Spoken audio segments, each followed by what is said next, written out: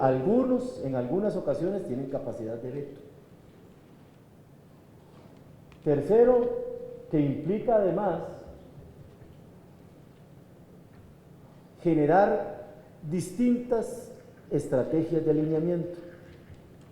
Un alineamiento que llamaríamos vertical, y es entender que las políticas de seguridad tienen que tener una cierta articulación en el territorio. Si la política nacional está centrada en control y represión o en uso de las Fuerzas Armadas, ¿no?, difícilmente un municipio donde tenga presencia esa política va a poder hacer prevención de la violencia. O sea, tenemos que alinear las políticas municipales, las políticas de los órganos intermedios, las políticas nacionales, y por qué no reconocer también las tendencias generales que existen a nivel transnacional. En el tema de las drogas es particularmente evidente. ¿Cómo construimos una política de drogas diferente desde el paradigma de la salud pública o cualquier otro, si a nivel internacional se nos impone un paradigma que tiene énfasis en el control y represión del narco? Es muy difícil esos alineamientos. Entonces, lo primero, un elemento esencial del diseño de la política es este alineamiento, que yo llamaría de carácter vertical. Y el segundo alineamiento es de carácter horizontal. Es entender que la política de seguridad no está en el vacío, ¿no? Es entender que la política de seguridad tiene que estar articulada con la política de derechos humanos, con la política de justicia, o con la forma de administración y los mecanismos de acceso efectivo a la justicia, e incluso con las políticas penitenciarias de rehabilitación y de reinserción. O sea, tiene que ser un círculo armonizado entre derechos humanos, seguridad, justicia y reinserción, digamos, social, castigo y reinserción. ¿Qué pasa cuando no tenemos esa articulación? Lo que vemos muy frecuentemente en América Latina. Hacemos mano dura, las fuerzas de seguridad capturan un montón de gente, la mandan a la cárcel y el sector justicia no puede procesarlos. O peor aún, los mandamos a prisiones que en vez de rehabilitarlos los convierten, como dicen en Centroamérica, se convierten en auténticas universidades del delito. Hay una especialización, digamos, una sofisticación en el proceso de formación de delincuentes en el ámbito de las cárceles. Entonces tenemos que entender que en este tipo de sistemas institucionales, cuando uno altera una dimensión política de acción, esa dimensión alterada tiene efectos colaterales sobre las otras, en lo territorial, el eje vertical, y en lo horizontal, entre las distintas políticas inherentes o vinculadas al tema de la seguridad. Lo siguiente es que necesitamos superar esa visión dicotómica de que o control y represión o prevención. Entonces, los manoduras, solo control, ¿no? Y los otros dicen, no, eso es una barbaridad, eso es militarización de la seguridad. No, tenemos que prevenir y educar y mitigar y crear mecanismos de resolución alterna de conflictos. Y lo que tengo que decirles es que las dos cosas son ciertas. El error está en decir, control o prevención, no. El punto es y. En realidad, cuando usted está diseñando una política de seguridad, usted lo que tiene es un continuum de decisiones políticas.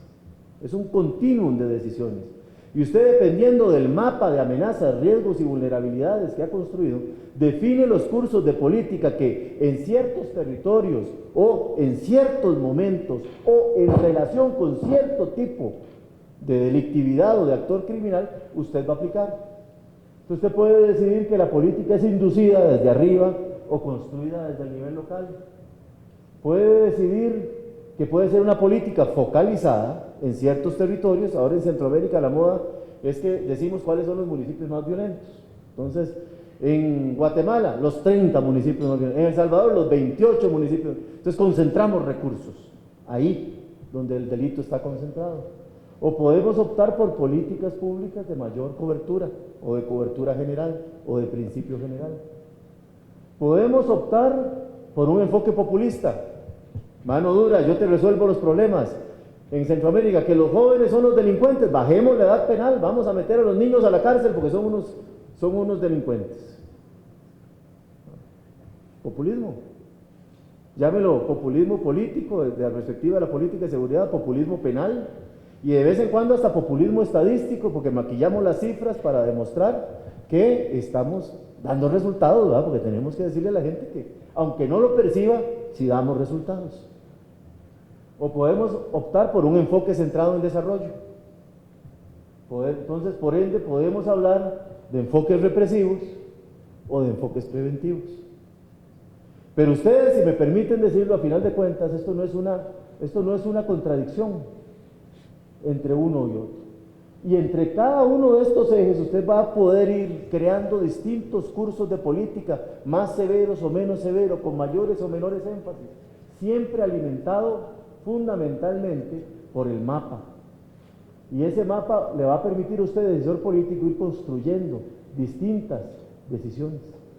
Y esas decisiones van a ir mutando conforme el mapa también va mutando. Pero no es uno u otro, no, es y.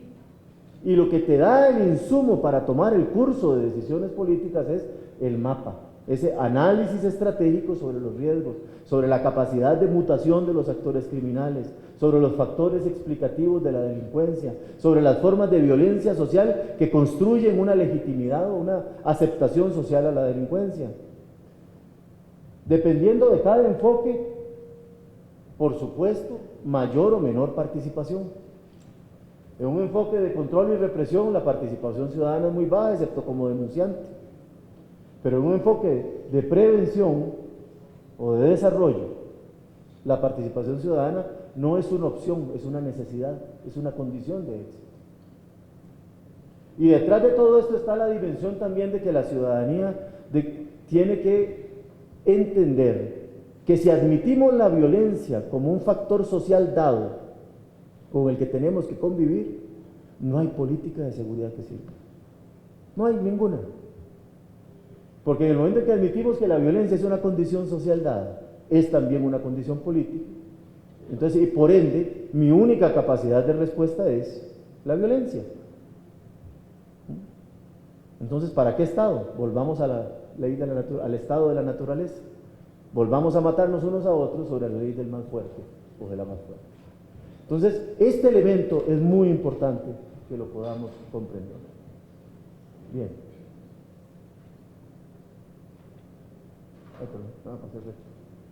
Muy bien.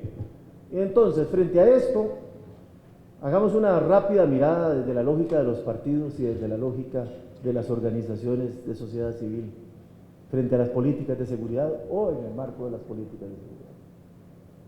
Lo primero que tenemos que entender desde los partidos, para empezar por ahí, es que tenemos que dejar de pensar que cuando hay que hablar de seguridad tenemos que traer policías y militares. Lo digo respetuosamente, por supuesto que saben, ¿no? Bueno, los militares saben de defensa, no necesariamente de seguridad, aunque algunos han logrado ampliar, digamos, sus enfoques. Pero no, mire, a nosotros nos ha pasado, convocamos un evento sobre políticas de seguridad para partidos y nos llegan solo militares y policías. Hay como la sensación de que hay una suerte de afinidad profesional, ¿verdad? Entonces, lo de seguridad dejémoselo a los policías y a los militares. El problema es que los policías y los militares no le van a aportar la visión política que se requiere, o no siempre van a poder aportar la visión política que se requiere. No, la definición de la política de seguridad es un asunto político y requiere que los y las políticas se involucren, no que lo deleguen. O sea, no estamos hablando de, no sé, de un congreso médico sobre neurocirugía, en donde por supuesto yo por lo mejor no voy a tener nada que decir. Estamos hablando de la política de seguridad que afecta todos los días a todas las personas, incluido a mí, que resido en ese territorio o en ese grupo. Entonces, lo primero que necesitamos es entender entonces que para abordar el tema de la seguridad, los partidos tienen que desarrollar ciertas capacidades. Verdad de Perogrullo otra vez, capacidad de lectura estratégica. El problema es que nos quedamos con las fintas. Entonces decimos, bueno, en Guatemala, maras, no, en El Salvador ahora es el problema. Maras, ¿qué es el problema? La obsesión, maras, pandillas juveniles.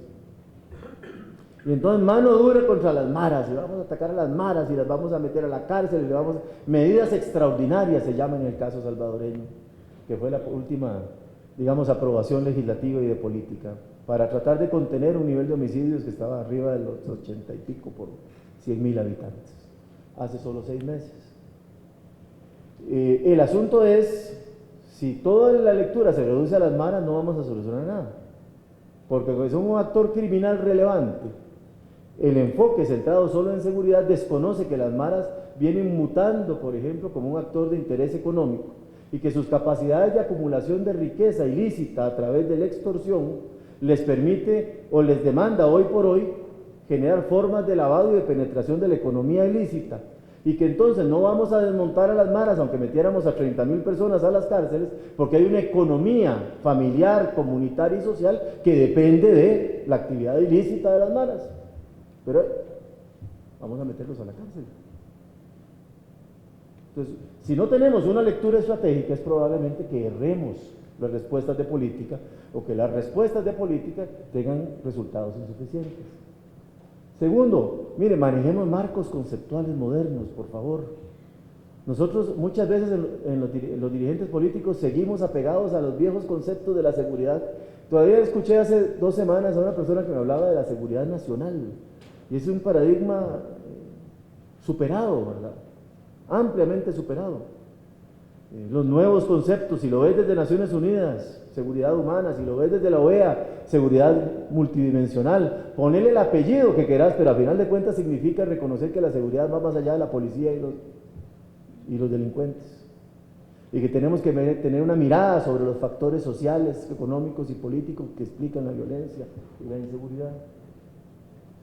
Luego necesitamos tener capacidad de tomar o formular políticas con sustento técnico.